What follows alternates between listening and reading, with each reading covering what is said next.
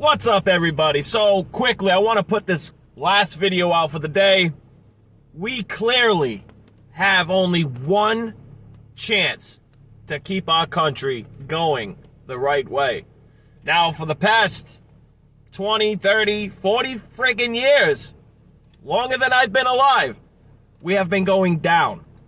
Since Donald Trump's been in office, we finally see an opening to become a great country again. For countries to see what it is to be a free and independent country. The socialist, globalist, Democrat system that these Democrats are trying to implement into our country and into our lives is outrageous. We clearly have one candidate to pick from. The other one is just there to stir up the pot, and that's Joe Biden. I'm going to show you a few clips, and maybe I'll talk about it at the end of the video, all right? Stay tuned. Watch this. It's easier to groom a child because an adult always has a position of power over a child. I am Anthony Zankis. I am an expert in the fields of sexual violence, family violence, and trauma.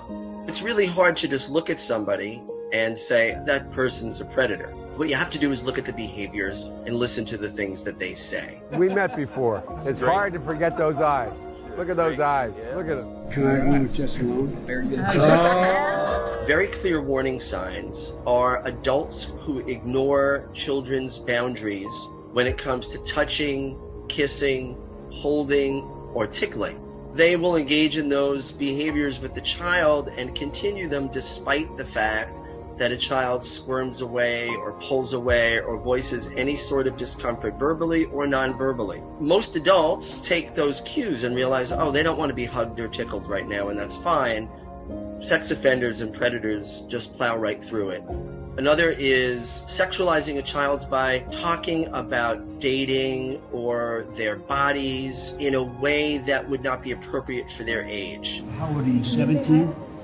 Oh, 6. You're turning 11. You're beautiful. Just remember, no dates to your 30. No dates to your 30 years old. In my field, we often say that child sex predators don't just groom children, they groom families and communities.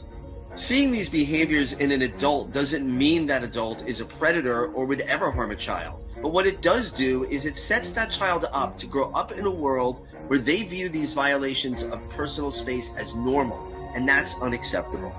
Everyone, regardless of their gender expression or age, deserves to walk through this world with their physical boundaries intact and not living in fear that they'll be violated. Offenders have depended on not only the silence of their victims, but our silence. If we allow children the permission to say no or speak up for them when they can't, we're going to go a long way in preventing so much harm.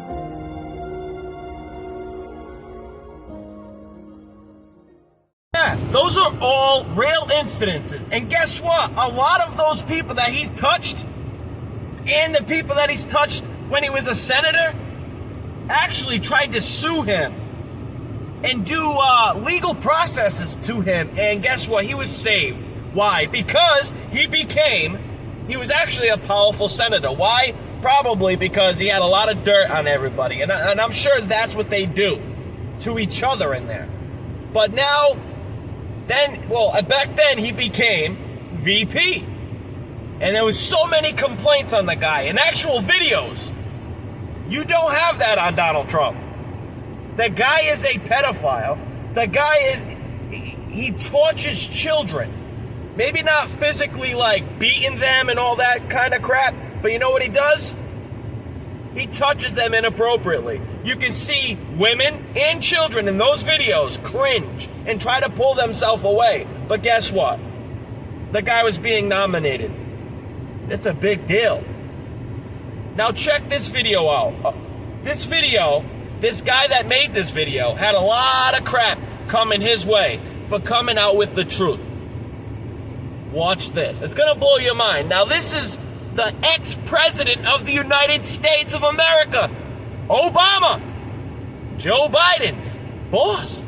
Check it out. Driver that I was looking for someone to enjoy the night with. The introduction was made through the limo driver. And what happened? We had a few drinks. I had made some comments about wanting Coke, so we got in a limo and left, and we started drinking. I started snorting. He started smoking. I actually put my hand on his knee and started to rub up his thigh, and I performed oral sex on Barack Obama. The following day, I actually get a knock on my hotel room door in Gurnee, Illinois, only to find Barack Obama standing in front of it. He had actually come back for seconds. I performed oral sex on him in the hotel room at the Comfort Inn and Suites in Gurnee, Illinois. Were there drugs involved in the second night as well? There was. Who produced those? He actually brought those with him. Now, Obama at that time was a state senator? I actually had no idea who he was. And then when did you find out that it was Barack Obama?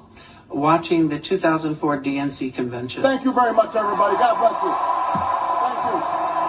And it hit me, and at the time I was just kind of floored. Good afternoon. My name is Montgomery Blair Sibley. I'm the attorney for Larry Sinclair. Now, you held this press conference. I performed fellatio on Senator Obama in the limousine during the time Senator Obama was smoking crack cocaine. After the press conference, you are arrested by the D.C. Police Department upon the orders of Beau Biden, Attorney General for Delaware. So this is Joe Biden's son, Beau Biden. It is. Apparently he had a grand jury indictment from 2 weeks after I went public on Obama accusing me of theft that never took place. Shortly before you made these public allegations about Obama, you were contacted, you say, by a man named Donald Young.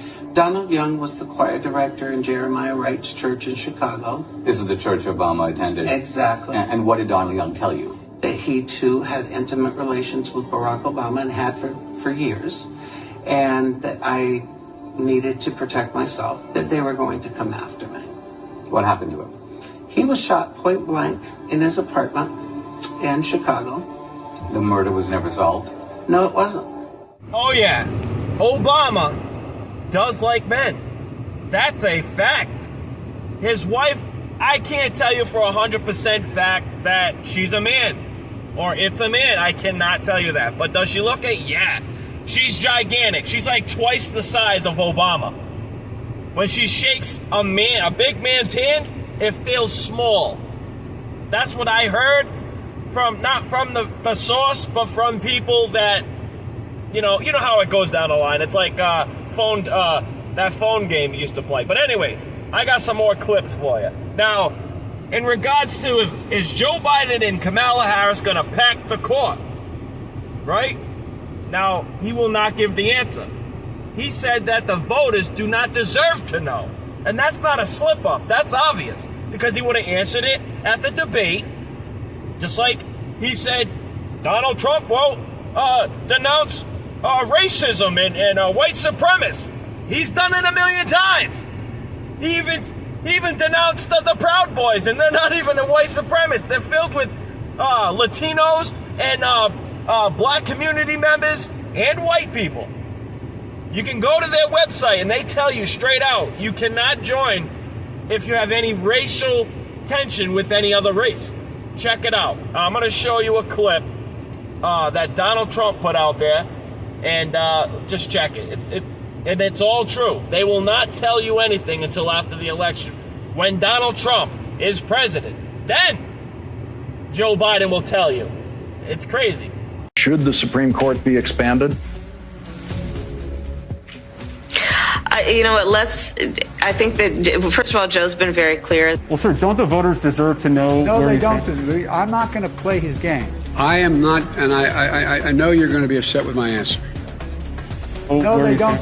I'm not going to play his game. Voters have to wait until November 4th to find out how the vice president and yourself feel about that, what you think about doing that. Well, Joe Biden has been very clear. No, they don't. I'm not going to play his game. They'll know my opinion of court packing when the election is over. And if you haven't figured it out yet, the straight answer is they are going to pack the Supreme Court. That's why I made it a priority in my entire career to work closely with you.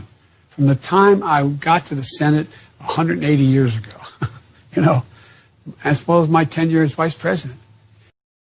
Yep, about 180 years Joe Biden has been in politics. God dang. And he does look about 180. He's been acting like it, sure. But God bless. I just wanted to show you a few of those clips. Hopefully it helps you decide what you're going to do if you're on the fence. I mean, I got clips for days. I got people that send me clips. Just please, use a clear head when you go in that day and realize what Donald Trump has been doing and been trying to do. If it wasn't for the far left media that's owned by these rich people that are donating money for the destruction of our country and the defunding of our police, when you can go to the hood and you can ask them, do you support defunding the police? And they're gonna tell you no. And what's that say? All right, people, I'm gonna leave you with this. This guy, this next clip, he's not paying me. I just love what he's saying for the district that he's living in. He's going up against Maxine Waters. And this is his ad pitch. God bless. Hit that bell for the next video. Leave it in the comments below. And please get out and vote November 3rd. God bless. I'm Joe Collins. I'm running for Congress against Maxine Waters. Do you know where I am right now? Maxine Waters' $6 million mansion. Do you know where I'm not right now? Maxine Waters' district. Yep, that's right. Maxine does not live in her district, but I do.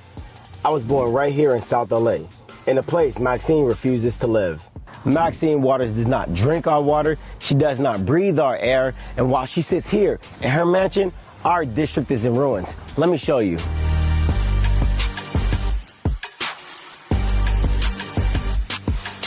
This is South LA. I was born here. I grew up on 104th and Normandy. Maxine Waters has been in office for 44 years. Has anything got better around here? I can tell you firsthand that it hasn't. I survived a drive-by shooting in this house when I was a child. Gangs, drugs, violence, that was my upbringing. And where was Maxine Waters? Nowhere to be found. I survived Maxine's district. Graduated high school, went on to join the U.S. Navy. I fought for this country. But while I was fighting for this country, Maxine Waters could not be bothered to fight for her own district here in America. And when I returned from war, I came back to my community as a war zone. And why doesn't Maxine Waters want to live in her own district? Because she doesn't want to suffer the consequences of her own policies. South Los Angeles has been represented by Maxine Waters for 44 years. What has she done for this district? Just this year, deadly crime spiked 15% in South LA, much of it due to gang activity. The homicide rate in South LA has shot up by 53%. South LA has the highest poverty rate in the city, with a crippling 43% of its residents living below the poverty line. Meanwhile, in LA County has a homeless population of over 40,000 people. Homelessness rates has increased by 264% since 2009. Los Angeles is one of the largest hubs of sex trafficking of young girls and women. LA is in the top 10 least safest cities in America to raise a family. And our schools fail our children. In South LA, 29% of black children never graduate high school. Look at this. How many little Latino and black children has been abandoned by Maxine Waters? This is the reality for children every day in Maxine Waters' district.